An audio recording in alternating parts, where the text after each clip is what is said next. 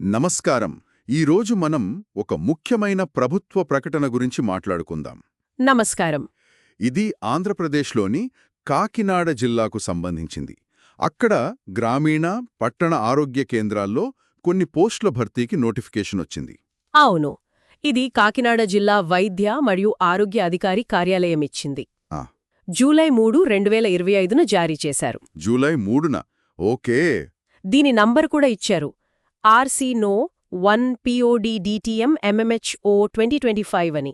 ఇది ముఖ్యంగా జాతీయ ఆరోగ్య మిషన్ అంటే NHM దాని కింద ఖాళీగా ఉన్న ఆశా కార్యకర్తల పోస్టుల భర్తీకన్నమాట. ఆశా వర్కర్స్ అంటే ASHA accredited social health activist. వీళ్లు గదా క్షేత్రస్థాయిలో ఆరోగ్య సేవలకు చాలా కీలకం. ఖచ్చితంగా.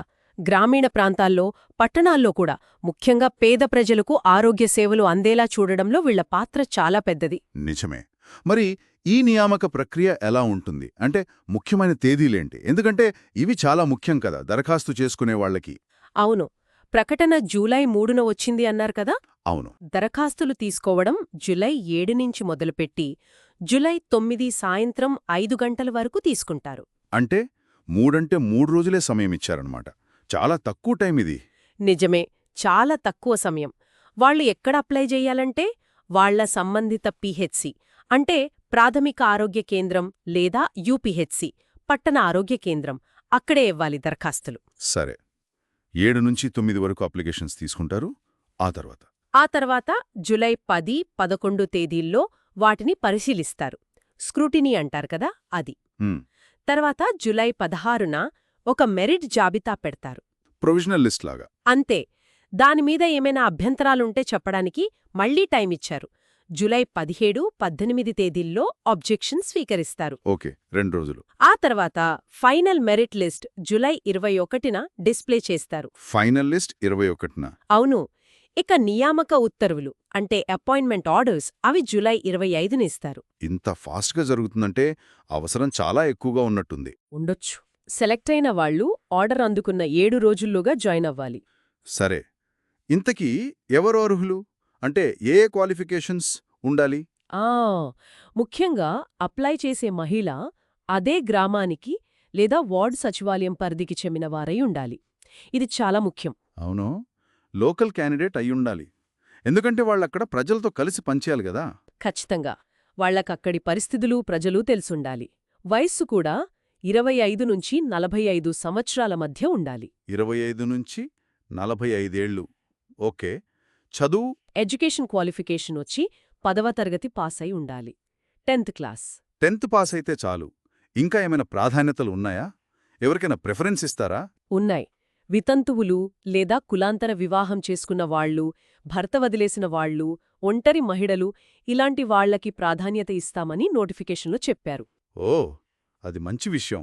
సామాజికంగా కొంత వెనుకబడిన వర్గాలకు అవకాశం కల్పించడం. అవును. అలాగే తెలుగు బాగా చదవడం, రాయడం వచ్చుండాలి.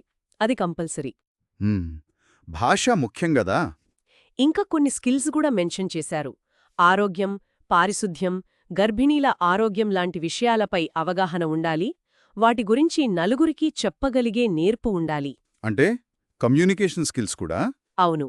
లీడర్షిప్ క్వాలిటీస్, సమస్యలు పరిష్కరించే చొరవ, పాజిటివ్ యాటిట్యూడ్ ఇవన్నీ కూడా చూస్తారట. అంటే కేవలం సర్టిఫికెట్లే కాదు, వ్యక్తిత్వం, సేవాదృక్పథం కూడా ముఖ్యమన్నమాట. సరే, అప్లై చేసేటప్పుడు ఏమేం సర్టిఫికెట్స్ జత చెయ్యాలి? క్లుప్తంగా చెప్తారా? చెప్తాను. 1 నివాస ధృవపత్రం. ఇది తహసీల్దార్ లేదా పంచాయతీ సెక్రటరీ లేదా వార్డ్ అడ్మిన్ ఇచ్చింది ఉండాలి. Residence certificate. ఓకే. తర్వాత 10వ తరగతి మార్కుల లిస్ట్ కాపీ. దీనిమీద సెల్ఫ్ అటెస్టేషన్ ఉండాలి. అంటే మన సంతకం మనం చేసుకోవాలి. ఓకే.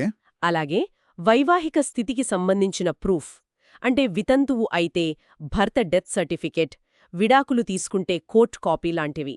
ఇవి కూడా self attested. Aadhaar card copy, ration card copy ఇవి కూడా సెల్ఫ్ అటెస్టేషనే. అన్నిటికీ సెల్ఫ్ అటెస్టేషన్. అవును. ఇంకా అప్లికేషన్ ఫారం మీద లేటెస్ట్ పాస్పోర్ట్ సైజ్ ఫోటో అతికించి దానిమీద కూడా క్రాస్గా సంతకం చెయ్యాలి. సరే, ఇవి డాక్యుమెంట్స్. మరి ఖాళీల సంగతి ఏంటి? ఎక్కడెక్కడున్నాయి? ఎన్నున్నాయి? మొత్తం 42 ఖాళీలున్నాయి.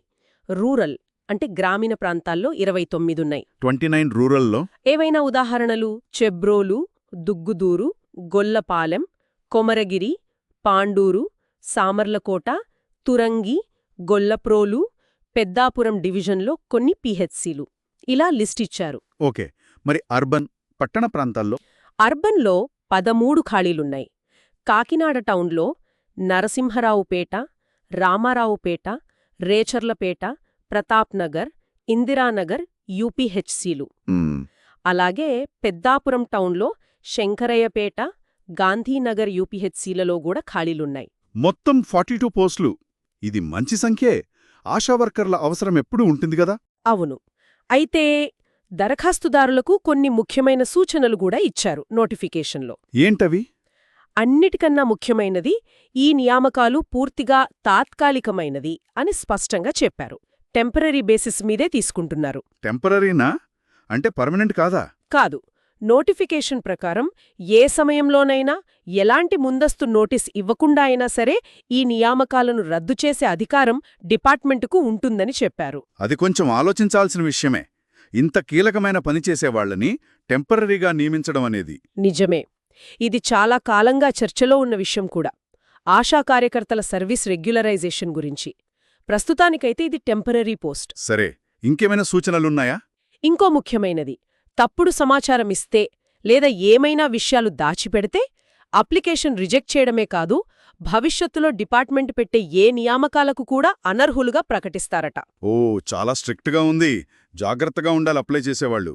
అవును. ఇక చివరిగా, ఈ నియామక ప్రక్రియలో డిపార్ట్మెంట్ తీసుకునే నిర్ణయమే ఫైనల్ అని, అవసరాన్ని బట్టి రూల్స్ మార్చే హక్కు కూడా వాళ్లకు ఉంటుందని చెప్పారు. స్పష్టంగా ఉంది. మొత్తం మీద కాకినాడ జిల్లాలో అర్హులైన మహిళలకు ఇది మంచి అవకాశం. ముఖ్యంగా స్థానికంగా ఉంటూ సమాజానికి సేవ చేయాలనుకునేవారికి. కాకపోతే ఈ తాత్కాలికం అనే మాట గుర్తుపెట్టుకోవాలి. అవును. ముగింపుగా ఒక్క విషయం మనం ఆలోచించాలి. ఈ ఆశా కార్యకర్తల ఉద్యోగాలు తాత్కాలికమే కావచ్చు, కాని వాళ్లు చేసే పని, అది సమాజ ఆరోగ్యానికి, ముఖ్యంగా అట్టడుగున ఉన్నవారికి ఆరోగ్య సేవలు అందించడంలో ఎంత శాశ్వతమైన ప్రభావం చూపుతుంది. నిజమే. వారి ఉద్యోగ భద్రతకు, వారు అందించే ఈ అమూల్యమైన సేవలకు మధ్య ఇంత వ్యత్యాసముండటం, ఇది మనం ఆలోచించాల్సిన విషయమే కదా.